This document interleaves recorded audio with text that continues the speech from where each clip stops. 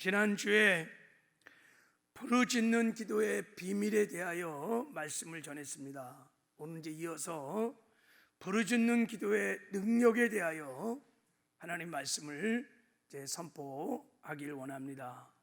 여러분, 지난주에 부르짖는 기도의 비밀이 뭐라고 했죠? 부르짖는 기도의 비밀이 뭐죠? 아시나요? 주여. 네. 그래서 설교를 지속 반복하는 게 중요해. 듣는 게 중요한 게, 말씀을 지켜 행하는 것이 중요해. 여러분, 부르짖는 기도의 비밀은 우리가 기도할 때, 특별히 부르짖어 기도할 때 여호와 하나님이 일하신다는 것입니다. 할렐루야. 기도는 하나님이 일하시는 방법이에요. 하나는 우리의 기도의 수준만큼, 기도의 분량만큼 그만큼 역사하시고, 그렇게 일하시고, 그렇게 응답하십니다. 왜냐하면 하나님은 언제나 믿음을 통해서 역사하십니다. 이게 하나님의 에코노믹 경륜이에요. 하나님은 믿음을 통해서 역사하기로 그렇게 작정하셨어요. 근데 기도는 바로 그 믿음을 사용하는 방법인 것입니다. 할렐루야.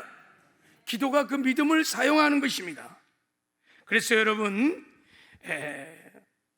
우리가 특별히 부르짖는 기도는 강력한 믿음의 고백이에요. 그래서 하나님께서 우리의 부르짖는 기도를 통하여, 우리의 기도를 통하여 하나님 일하시고 역사하시고, 하나님의 약속의 말씀을 성취하시고, 우리를 도와주시고 또 치료도 해주시고 인도도 해 주십니다. 이게 기도의 비밀이에요. 자, 오늘 본문에 보면 하나님께서 예레미야에게 이 기도의 비밀을 가르쳐 주기 위해서 말씀을 전하다가 감옥에 갇힌 예레미야에게 나타나셔서 이렇게 말씀하셨습니다. 이를 행하는 여호와, 그것을 만들어 성취하신 여호와, 그 이름을 여호와라는 이가 이와 같이 이르는도다. 너는 내게 부르짖으라. 내가 내게 응답받겠고, 내가 알지 못하는 크고 은밀한 일을 내게 보이리라. 이 말씀이 무슨 말씀입니까? 지금 예레미야가 감옥에 갇혀서 내가 감옥에서 아무것도 할 수 없다고 낙심하고 절망하고 있을 때 너는 내게 부르짖으라는 거예요. 그럼 내가 너에게 응답하겠다는 것입니다. 비록 네가 감옥에 갔을지라도 일하시는 여호와, 그것을 만들어 성취하는 여호와를 네가 믿는다면 부르짖어 기도하라는 것입니다. 그러면 너의 부르짖는 기도를 통하여 내가 일하시겠다는 거예요. 내가 역사하신다는 것입니다. 할렐루야. 기도는 하나님의 일하시는 방법인 것입니다. 이게 부르짖는 기도의 비밀이다. 이 비밀이 믿어지면, 이 기도의 비밀이 믿어지면 우리는 기도를 하게 될 것입니다. 근데 이 비밀이 정말 확신이 없으면 참 기도가 쉽지가 않아요. 오늘 여러분, 우리 출애굽 17장에 보면 자, 모세가 아말렉과 전쟁이 터졌을 때 모세가 가장 먼저 한 게 뭐냐면 산에 올라가는 거예요. 전쟁이 터졌는데 싸울 것이 아니에요. 산에 올라가서 모세가 기도를 하는 거예요. 그래서 모세가 손을 들고 기도를 하면 저 전쟁터에서 여호수아가 아말렉을 이기는 거예요. 근데 손이 내려와 기도를 멈추면 지는 것입니다. 전쟁의 승패가 기도하는 모세의 손에 달려 있었던 거예요. 왜 그랬을까요? 그리고 왜 모세는 전쟁이 터졌는데 저 산에 올라가서 기도를 했을까요? 모세는 여러분, 이 기도의 비밀을 확실히 알고 있었던 믿음의 사람이에요. 어떻게 알았을까요? 출애굽 3장에 보면 모세가 하나님을, 호렙산 떨기나무에서 하나님을 만납니다. 그때 모세가 하나님이 누구인지를 알게 됩니다. 하나님이 말씀하셨어요. 나는 스스로 있는 자다. I am who I am. 나는 나다. 나는 스스로 있는 자 여호와니라고 당신을 계시하셨어요. 여호와라는 것이 무엇입니까? 스스로 있는 자라는 게 무슨 뜻입니까? 두 가지 뜻이 있다 그랬죠. 하나님은 전에도 계셨고 지금도 계시고 앞으로도 계신 분. 전에도 일하시고 지금도 일하시며 앞으로도 일하시는, 당신의 약속의 말씀을 성취할 때까지 일하시는 여호와라는 거예요. 할렐루야. 모세는 알았어요. 일하시는 여호와, 그것을 만들어 성취하신 여호와, 그 하나님 우리가 기도할 때 일하신다는 것을. 그래서 전쟁이 터지자마자 모세는 그 산에 올라가서 두 손을 높이 들고 여호와 하나님께 부르짖어 기도를 했던 것입니다. 하나님 그 기도를 통하여 여호와 니시에 승리를 주신 줄 믿습니다. 여러분, 사무엘 선지자도 이 기도의 비밀을 알았어요. 그래서 사무엘 선지자는 기도를 쉬는 것은 하나님 앞에 큰 죄라고 말을 했어요. 자, 우리 한번 이 말씀을 한번 읽어보겠어요. 자, 우리 사무엘상 12장 23절 시작.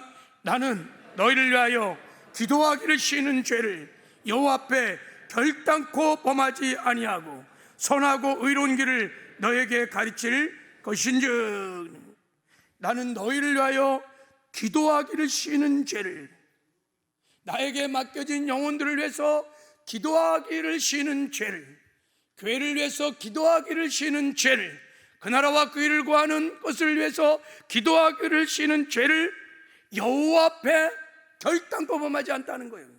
누구 앞에서요? 누구 앞에서? 여호와 앞에서. 왜 여러분, 기도를 쉬는 것이 여호와 하나님 앞에서 죄가 될까요? 기도를 쉬는 것이 사람에게 죄가 안 돼요. 여러분은 기도를 쉰다고 뭐 감옥을 갑니까? 무슨 벌금을 냅니까? 그러나 기도를 쉬는 죄가 여호와 하나님 앞에서는 죄가 된다는 거예요. 왜 그럴까요, 여러분? 성도가, 언약의 백성인 성도가 기도를 하지 않는 것은, 그것은 불신앙이기 때문입니다. 하나님의 살아계심을 믿지 않는 거예요. 하나님의 역사하심을 믿지 못하는 불신앙인 것입니다. 기도를 하지 않는 것은 여호와 하나님의 역사를 막는 거예요. 여호와 하나님의 일하심을 제한하는 거예요. 그래서 그것이 죄가 된다는 거예요. 특별히 여러분, 직분을 맡은 중직들은 이 죄를 범하면 안 돼요. 직분을 줬다는 것은 사명을 준 거예요. 사명을 감당하려면 반드시 기도해야 돼요. 그래야 하나님이 일하시는 것입니다. 할렐루야. 기도하지 않으면, 하나님이 능력을 주지 않으면, 하나님이 일하지 않으면 내 생각대로 해요. 내 육신대로 해요. 그럼 하나님 그런 섬김, 그런 봉사, 그런 사역들을 받으시지 않으세요. 하나님이 원하시는 열매가 맺지 않아요. 반드시 직분자들은, 영적인 사역을 하는 모든 사람들은 기도함으로 하나님이 일하시도록, 하나님이 역사하시도록 해야 될 줄 믿습니다. 내 경험, 내 지식, 여러분 내 생각을 따라하면 역사가 일어나지 않아요. 다 종교생활인 거예요. 하나님의 임재 셰칸의 영광이 나타나지 않아요. 기도할 때 여호와 하나님이 역사하시는 것입니다. 바라기는, 여러분 우리가 이 기도의 비밀을 깨닫고 일하시는 여호와, 그것을 만들어 성취하시는 여호와 앞에서 항상 깨어서 부르짖어 기도하는 저와 여러분 되기를 주님의 이름으로 축복합니다. 그리고 하나님은 예레미야에게 두 번째로 어떻게 기도를 해야 하는지를 가르쳐 주셨어요. 너희가 기도를 하되 부르짖어 기도를 하라는 거예요.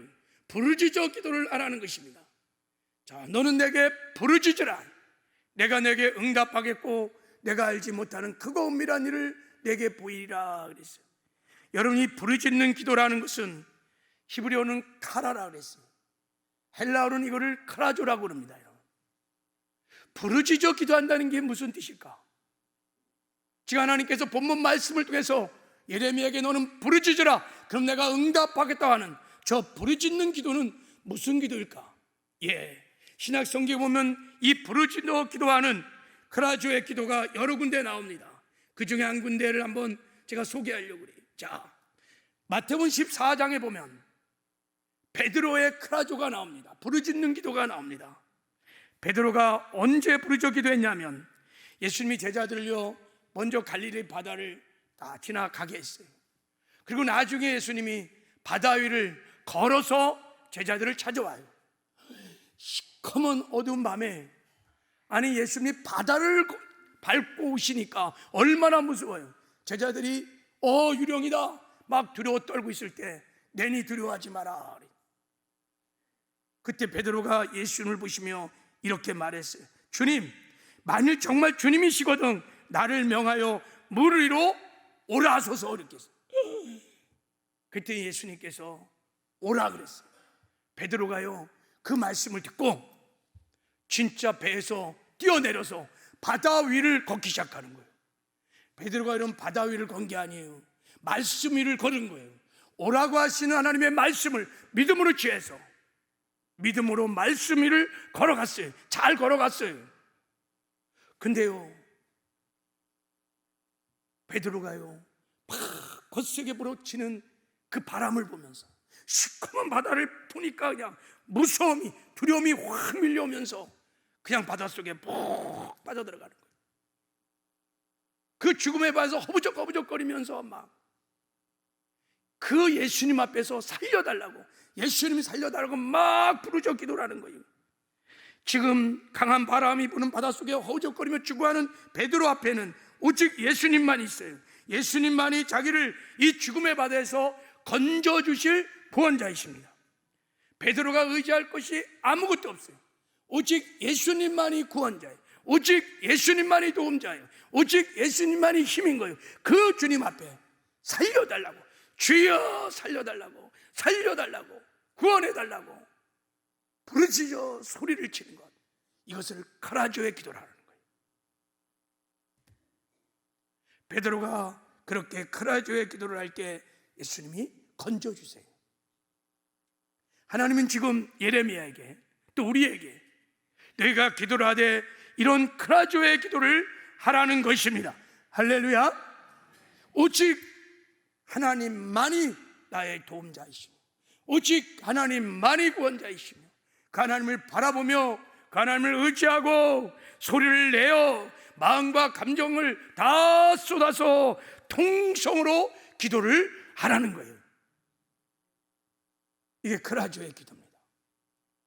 근데 여러분, 이렇게 소리를 내어 부르짖는 통성 기도를 하라고 하면요, 많은 성도들이 아니면 적지 않은 교회들이 이 부르짖는 기도에 대하여 잘 공감을 못해요. 그리고 본능적인 무조건적인 거부 반응이 생깁니다. 왜요? 아니 꼭 기도를 그렇게 막 소리를 지르고 그렇게 해야 돼? 점잖게 기도하면 안 돼? 하나님 귀가 멀었어? 하나님 귀가 없어? 하나님은 마음으로 기도하면 되지. 하나님 마음을 다 받으셔. 무슨 소리를 지르며 기도를 하는 거야? 조용히 마음으로 침묵 기도하면 돼. 근데 여러분 좋습니다. 침묵 기도할 수 있어요. 조용히 기도할 수 있어요. 크라조의 기도도 우리가 전심을 하나님만 의지하는 기도도 조용히 침묵 가운데도 할 수는 있어요. 근데 문제는 조용히 마음으로 기도하면요, 보통은 거의 다 어떻게 될까요? 네, 졸아요. 자요. 다 자. 다 자요. 제가 어느 목사님이 아주 재밌는 간증을 하나 들었는데, 이 목사님이 신학교 다닐 때 영성 수련이라는 과목을 들었답니다. 그러니까 옛날 수도원의 기도법을 가르치는 과목을 들었답니다. 그래서 교수님이 와서 종을 땅 치면 이제 침묵기도 들어가는 거예요. 들숨과 날숨을 쉬면서 호흡을 조절하면서 깊은 조용히 침묵기도를 한 50분간 하는 거예요. 이렇게. 그래서 이제 다 같이 기도를 시작했는데 한 20분쯤 지나니까 앞에서 막 코 고는 소리가 들이대는 거예요.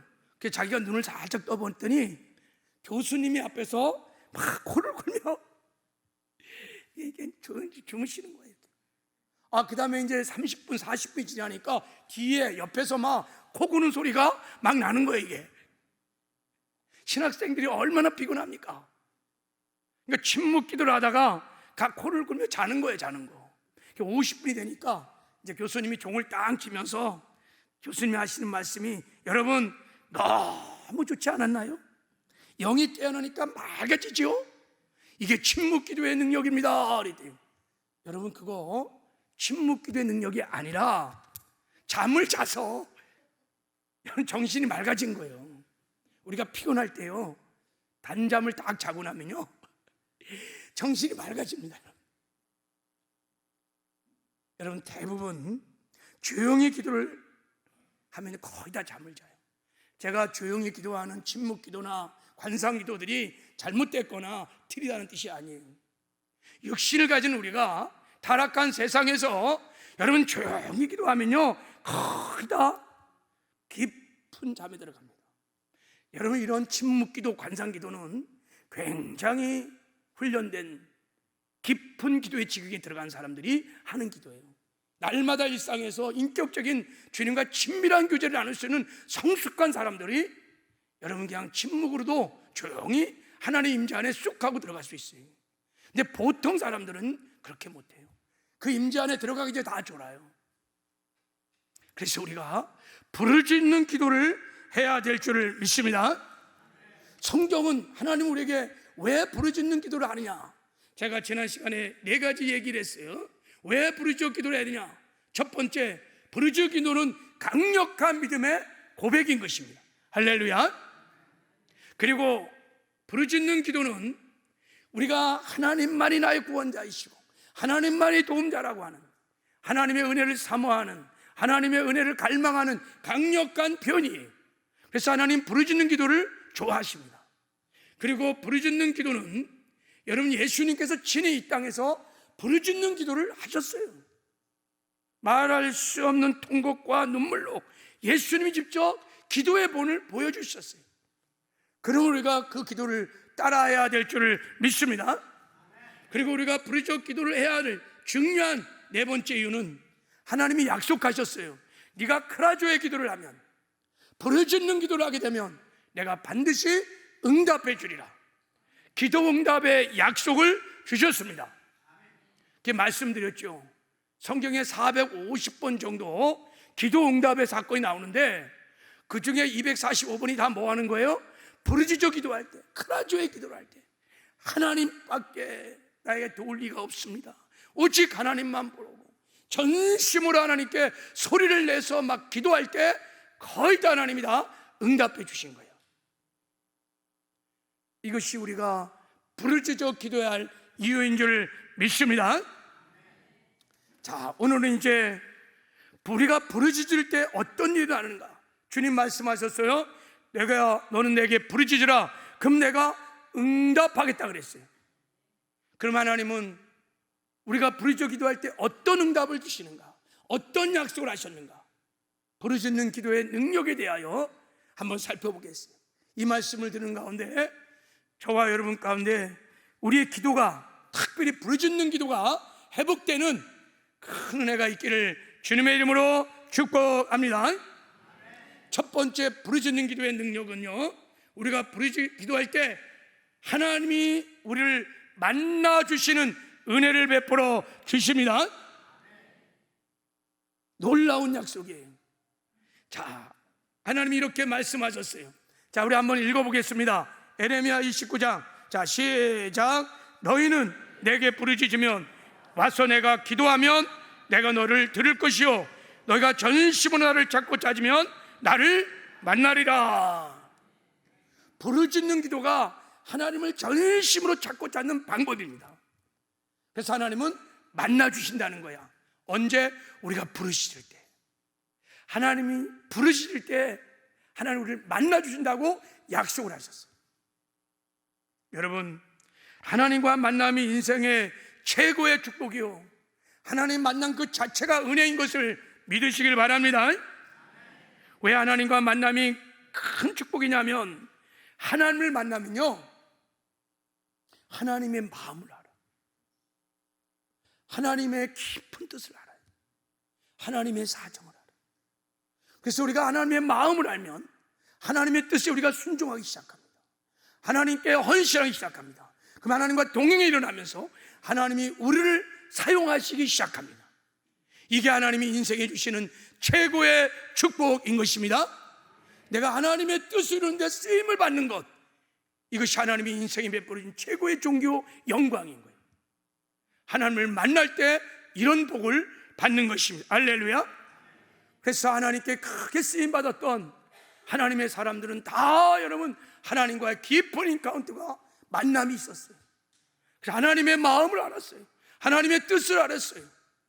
그래서 거기에 헌신함으로 하나님이 그들을 통해서 하나님의 뜻을 이뤄가는 정교와 영광을 입혀준 줄 믿습니다. 여러분, 하나님을 만나면 인생의 송두리째 바뀝니다. 하나님을 만나 우리 인생의 모든 문제가 그냥 다 해결됩니다. 그래서 하나님을 만남이 축복인 거예요. 그 자체가 은혜인 것입니다. 근데 그 하나님을 어떻게 만나느냐? 크라죠. 하나님을 만나는 최고의 좋은 방법이 크라죠. 여기 하나님이 약속하셨습니다. 네가 부르짖어 기도할 때 내가 만나 주리라. 할렐루야. 여러분, 부르짖어 기도함으로 하나님을 만나는 깊은 은혜가 있기를 주님의 이름으로 축복합니다.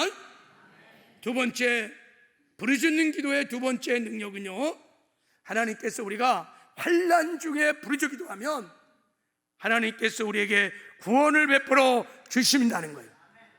자, 우리 그 약속의 말씀을 한번, 자, 우리 시편 34편 6절을 선포하며 읽겠습니다. 시작.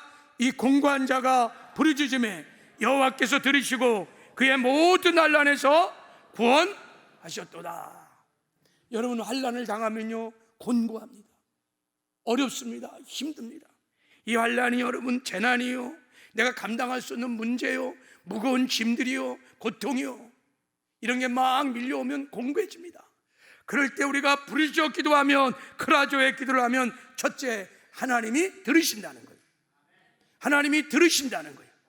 환난 중에 부르짖어 기도하는 기도를 들으신다는 것입니다. 들으신 다음에 모든 환난에서 구원하여 주신다는 것입니다. 이게 하나님의 약속이에요. 이게 여러분 부르짖는 기도의 능력인 것입니다. 우리가 환난 중에 하나님의 자녀들이 크라조의 기도를 하면 하나님 반드시 들으십니다. 여러분, 왜 들으신지 아세요? 이 세상에서 가장 밝은 기가 엄마의 기라고 합니다. 어린아기가 둔 엄마는 항상 아기에게 귀를 기울여요. 예를 들어서 아기가 잠들어 누워있을 때 집안일을 하면서 늘 엄마의 귀는 아기를 향해 있어요. 그러다가 응행하고 아기가 울으면요 그냥 총알같이 달려갑니다. 그리고 아기가 우는 소리를 듣고 칭얼거리는 소리를 들으면요, 어디가 아픈지, 배가 고픈지, 오줌을 쌌는지, 똥을 다 알아요. 기가 막히게 잘 알아요. 얼마나 민감한지 모릅니다. 왜 그럴까요? 사랑하기 때문에. 사랑은 중심의 이동이에요. 사랑하면 늘 상대에게가 있어요. 엄마의 마음이 다 아기에가 있어요. 그러니까 다 듣는 거예요. 근데 여러분, 우리 하나님 아버지의 귀는 엄마 귀보다 훨씬 더 크고 민감하십니다. 하나님은 언제 어디서나 우리를 향하여 귀를 기울이시고 우리를 바라보고 계십니다. 하나님께서 이사야 선지자에게 이런 말씀을 하셨어요. 내가 부를 때는 나 여호와가 응답하겠고 내가 부르짖을 때는 말하기를 내가 여기 있다 하리라.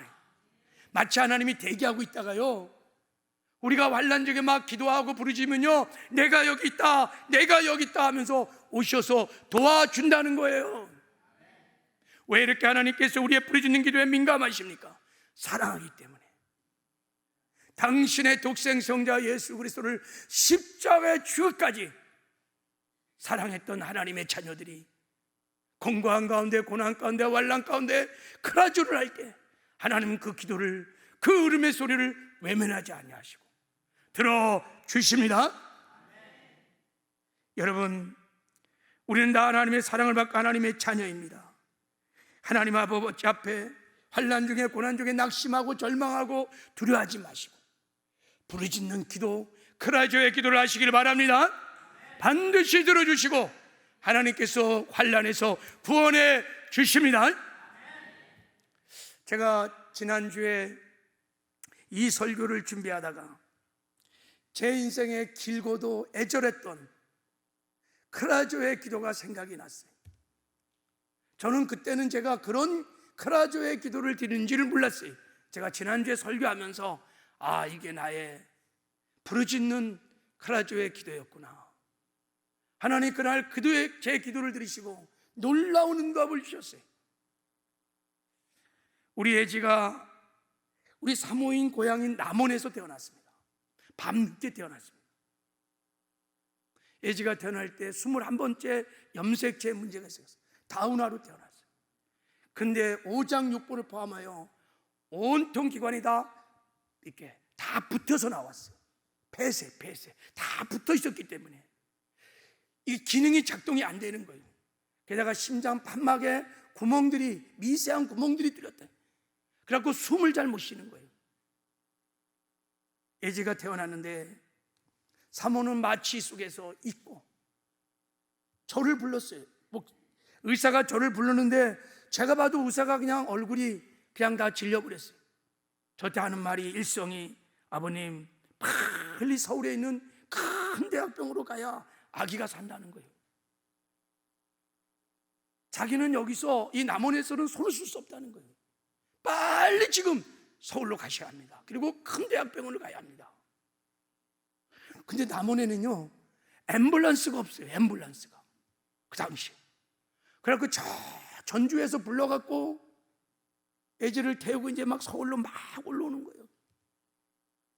사람이 가장 고통스러울 때가요, 자식이 막 죽어가는데요, 고통 속에 막 죽어가는데 아비로서 내가 아무것도 할 수 없다는 그 절망감이 밀려올 때 너무 고통스러워요. 제가 할 일이 아무것도 없는 거예요.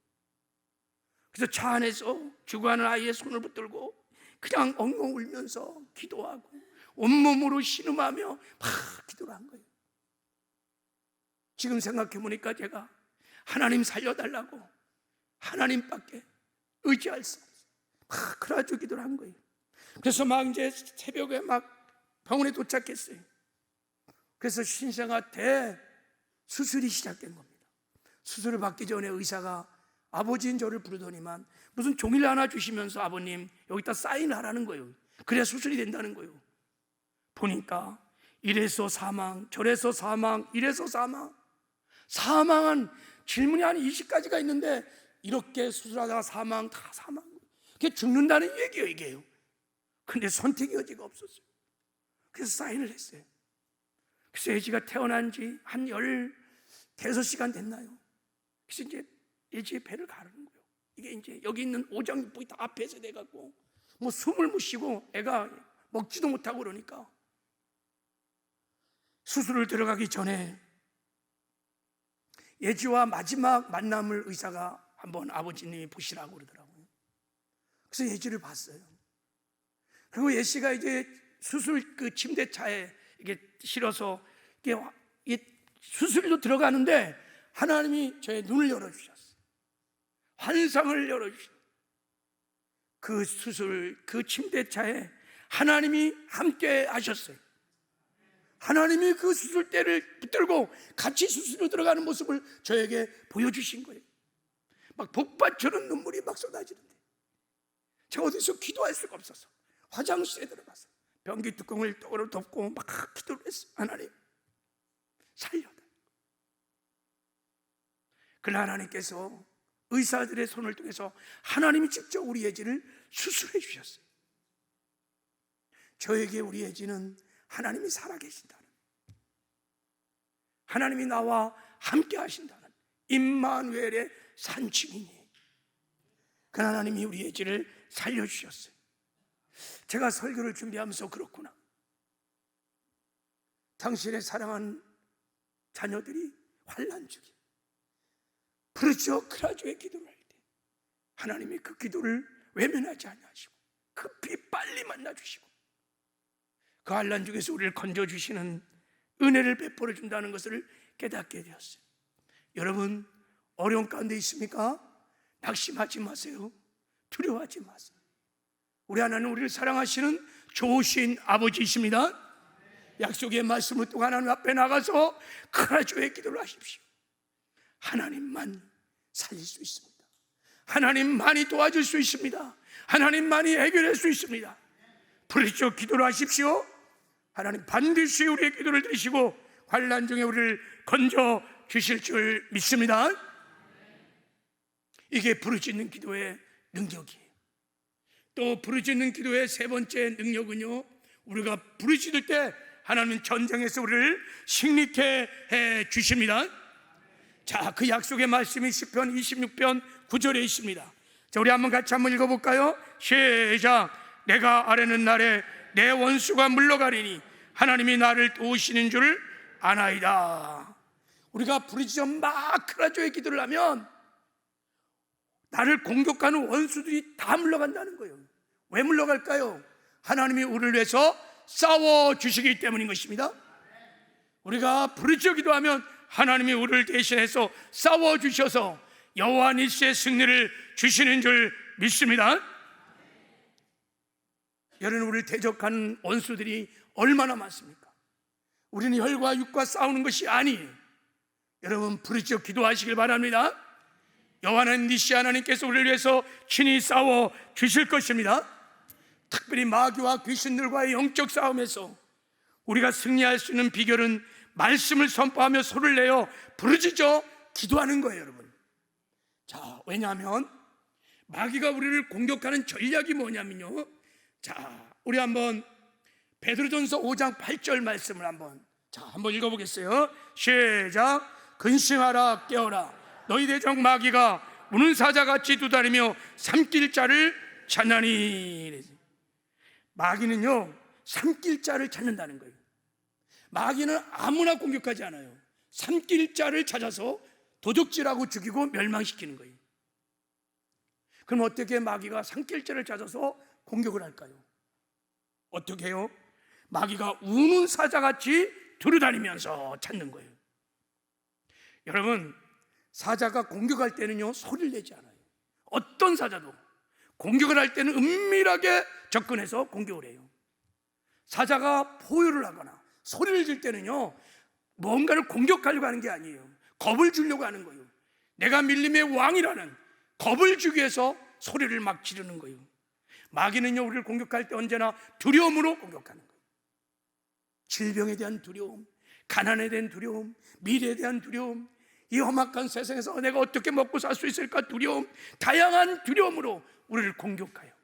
그래서 두려움에 사로잡힌 자들이 삼킬 자들이에요. 여러분, 우리가 두려움에 잡히면요, 누구나 예 없이 육신의 생각을 따라 살아요.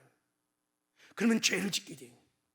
그래서 하나님께서 말씀하신 거, 두려워하지 마라, 내가 너희들과 함께 하느니라. 계속해서 말씀하시는 거예요. 우리가 두려워하면 삼킬 자가 돼요. 마귀가 두려움을 통해서 우리를 조종하는 거예요. 그래서 두려워하면 안 돼요. 근데 어떻게 이 두려움을 이길 수 있을까요? 예, 하나님의 약속의 말씀을 선포하며 부르짖어 기도하면 여러분, 두려움이 사라집니다. 우리 안에 마귀가 뿌려놓은 염려, 근심, 두려움들이 다 사라집니다. 그리고 우리 속사람이 강건해집니다. 그러면요, 예수 이름으로 마귀와 귀신을 대적하는, 결박하는 담대한 기도가 막 나옵니다. 해보세요. 정말 말씀을 막 선포하고 부르짖어 기도하면 여러분, 예수의 이름의 권세를 사용하기 시작해요. 그래서 어둠이 다 떠나고 우리가 영적 전쟁에서 승리하는 줄 믿습니다. 영적 전쟁은 소리의 전쟁인 거예요.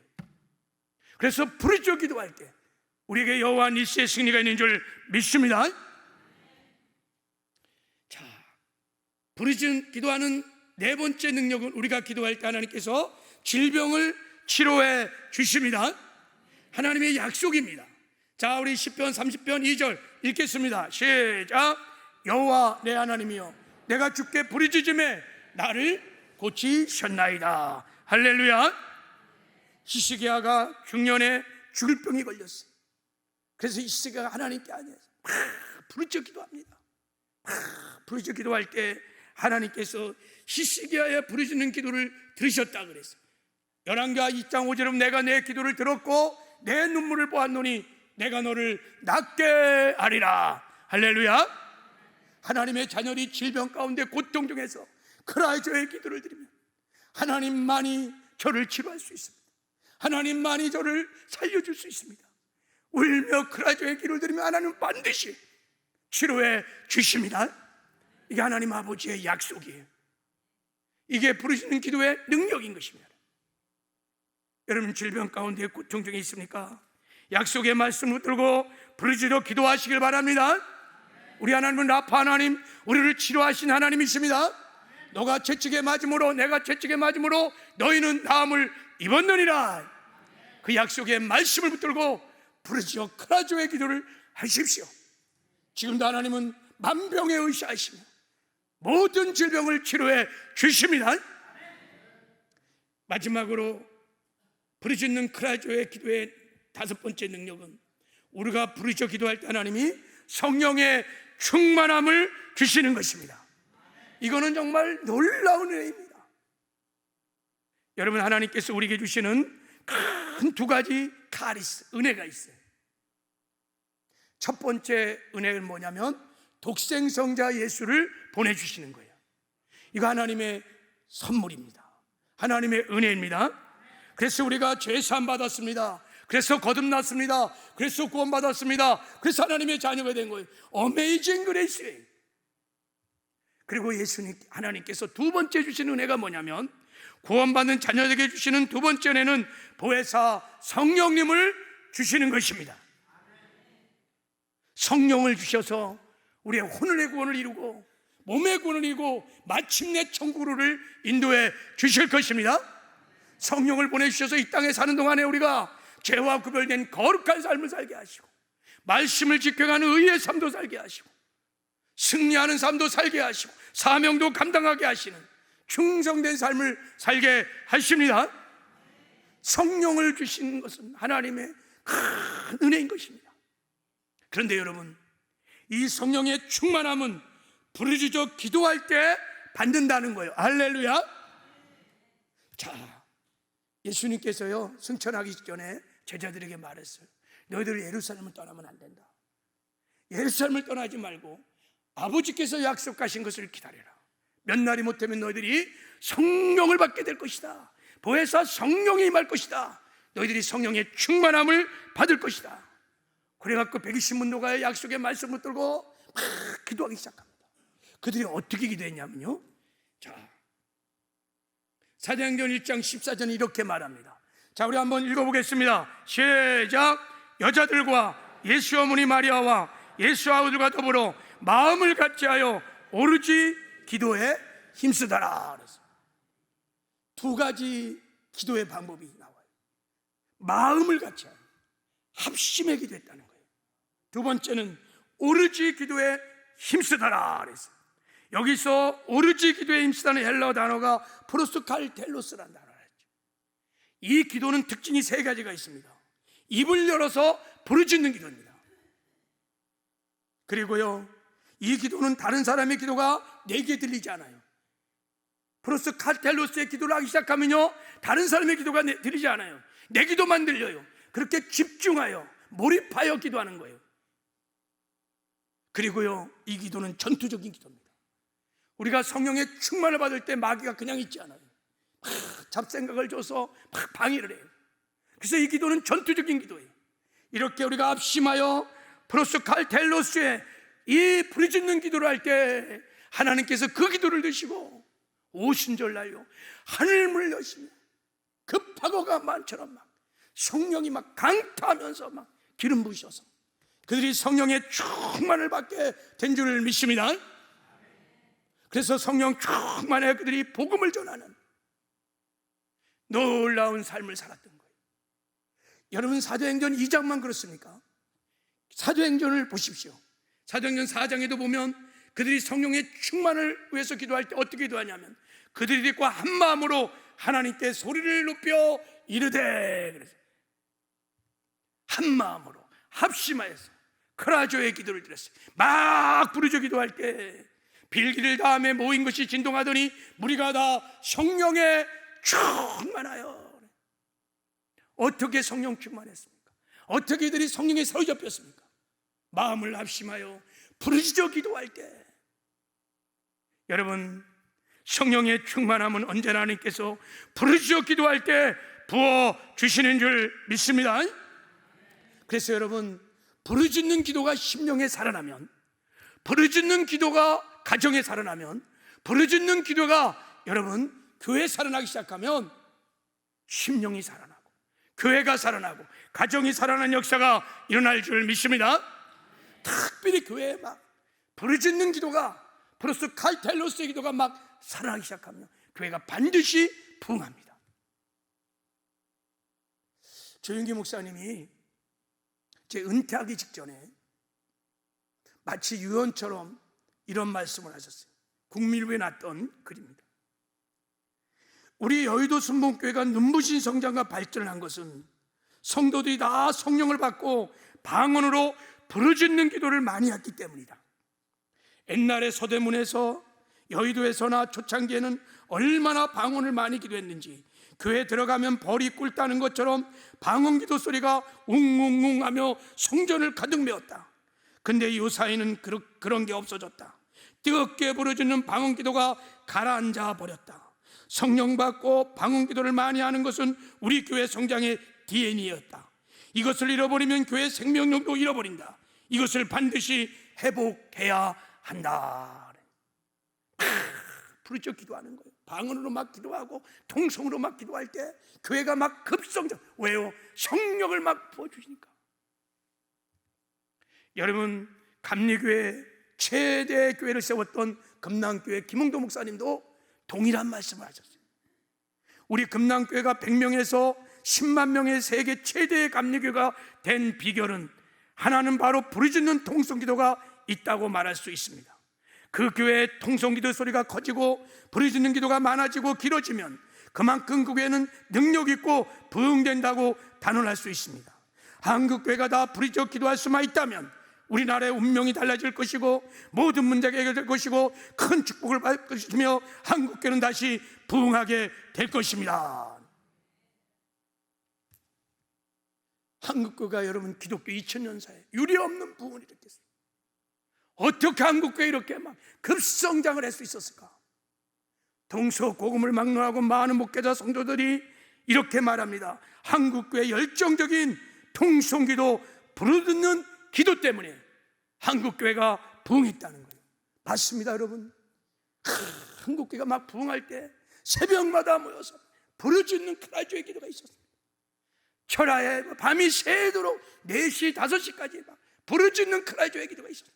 산골짜기마다 막 부르짖는 눈물의 기도들이 있었습니다. 하나님이 그 기도를 들으시고 이 땅에 하늘문을 여시고 성령을 부어주기 시작하니까 심령이 살고 교회가 살고 막 부흥하는 역사가 일어난 거예요. 지금도 여러분, 교회의 부흥은 여러분, 이런 크라이조의 교회가 부르짖는 기도가 살아나면 반드시 교회가 부흥될 줄 믿습니다. 우리 교회도 마찬가지일 거예요. 부흥할 때 새벽 기도, 철야를 4시, 5시까지 성령 충만을 구하는 기도를 얼마나 했는지 모릅니다. 땀이 막 흥건할 때까지. 그래서 다 성령에 사로잡혀서 성령의 능력으로 살았어요. 그러니까 다 막 부흥이 일어나는 거예요. 근데 점점 이 기도가 사라지고 있는 거예요. 더 심각한 것은 다음 세대들에게 이 부르짖는 크라이조의 기도가 전수되지 않는 거예요. 우리 1세대들은 부흥을 맛봤기 때문에 그나마 기도하자면 해요. 다음 세대를 보세요. 5분을 기도 못해요. 10분을 기도 못해요. 그래서 소망이 없는 거예요. 기도해야 합니다. 부르짖어 기도해야 합니다. 그리고 여러분, 이 기도를 전수해야 합니다. 그래야 한국교회 소망이 있습니다. 우리 가정에 소망이 있습니다. 우리 자녀들에게 소망이 있습니다. 여러분, 지금은 우리가 부르짖어 기도할 때입니다. 성령 충만을 받아야 합니다. 왜요? 지금은 마지막 때를 살아가고 있어요. 마지막 때는 여러분 죄악이 관영한 때예요. 음란함이 창궐할 때입니다. 온통 세 사람들이요, 사고 팔고 먹고 마시고 심고 짓고 세상에 푹 빠져갖고 영적인 깊은 잠에 다 빠져서 예수님이 언제 오시는지, 신랑 되신 예수님의 재림에 대한 소망도 없이 깊은 잠에 빠졌어요. 이럴 때 주님이 오시면 여러분 다 어떻게 주님 맞이할 수 있을까요? 깨어나야 합니다. 그러면 성령 충만해야 돼요. 성령 충만하여 이 죄악된 많은 세상을 이길 수 있습니다. 사명도 감당할 수 있습니다. 신부단장 잘해서 다시 오실 신랑 예수를 맞이할 수 있기 때문에 이때는 우리가 부르짖어 기도할 때입니다. 그래서 우리 100일 말씀 선포 기도를 하는 거예요. 여러분, 부르짖어 간구하고 기도하는 것은 최고의 방법 중에 하나가 말씀을 읽고 말씀을 붙들고 기도하는 거예요. 말씀드렸죠. 부르짖는다는 가라한 뜻 안에 말씀을 선포하다 소리내어 읽다는 뜻을 갖고 있다 그랬죠. 최고의 부르짖는 기도는 말씀을 선포하며 말씀을 붙들고 기도하는 거예요. 근데 여러분, 부르짖는 기도는요, 그냥 기도의 중요성을 안다고 설교를 듣는다고 되는 게 아니에요. 기도는 훈련되어야 돼요. 특별히 부르짖는 기도는 훈련되어야지만 할 수 있어요.